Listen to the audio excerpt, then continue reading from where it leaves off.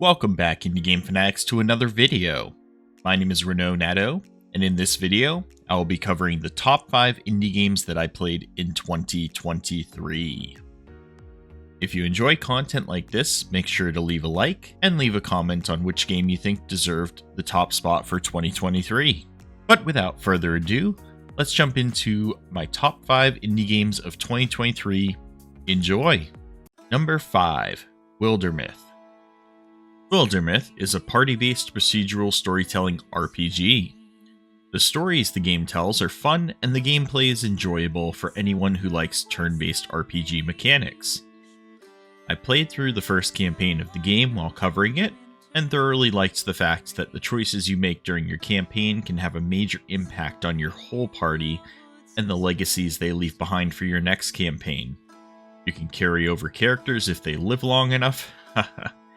Despite the game coming out in 2021, they have been continually adding and improving the game through updates as recently as the end of 2023. There are tons of fun gameplay here for you to discover, and hence why it is my number 5 on my list. Well, where'd my old sword get to?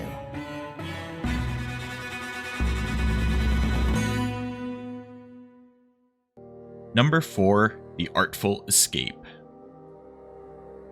The Artful Escape is another title from 2021 that I discovered last year, and one that I consider to be highly underrated, as I have heard no one else ever talk about this game. I picked it up on a whim as it just sounded interesting. The Artful Escape is the story of a teenage guitar prodigy who sets out on a psychedelic journey of self-discovery and sick guitar riffs. With some awesome tunes and an engaging story, it's not hard to figure out why The Artful Escape ended up being my number 4 on my list.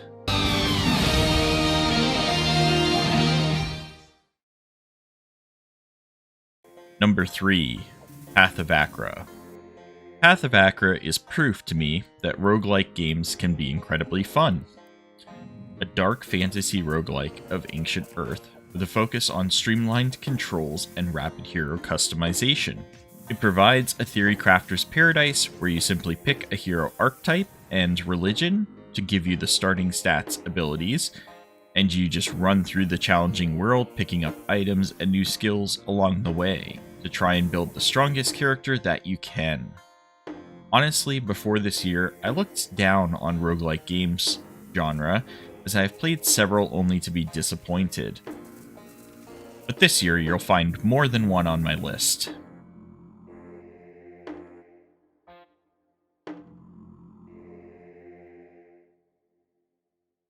Number 2, Folklands. A return to classic city builders. The dev team of brothers who are fans of the classics from the 80s and 90s are attempting to bring a fresh take to the genre. The last city builder that gave me those feelings was Banished, which came out a decade ago now. While the game is unlikely to be released for some time still, I got to play the demo last year along with a follow-up look at the next section of the game, and plan to keep a close eye on this one throughout 2024.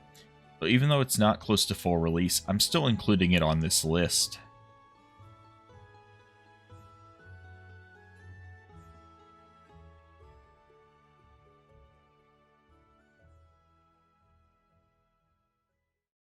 Number 1, Against the Storm. A dark fantasy city builder where you must rebuild civilization in the face of apocalyptic rains. Against the Storm is arguably one of the best games that came out in 2023 overall, and is also the favorite game that I first played in 2023. I've dumped over 250 hours into this game since release, and keep going back to it, working my way through the highest difficulty levels. I cannot recommend this one enough. The amount of choice this game gives you can sometimes seem almost overwhelming in regards to that you might feel like you have made the wrong choice and it will cost you. But the game provides so many ways to accomplish your objectives that there is never a frustrating moment for me. You're a viceroy, after all. That concludes the top 5 indie games that I've played in 2023. Obviously, there are a ton of more great indie games out there, and my 2024 list will be larger with the fact that I will be checking out over 50 games this year, but I'm happy that I got to play these 5 games and hope you will as well. If you enjoyed this video, please make sure to smack that like button, leave a comment below, and subscribe to my channel for more awesome indie game coverage. If you're an indie dev and would like to have your game covered on my channel, please feel free to reach out. I might just end up adding you to my 2024 list.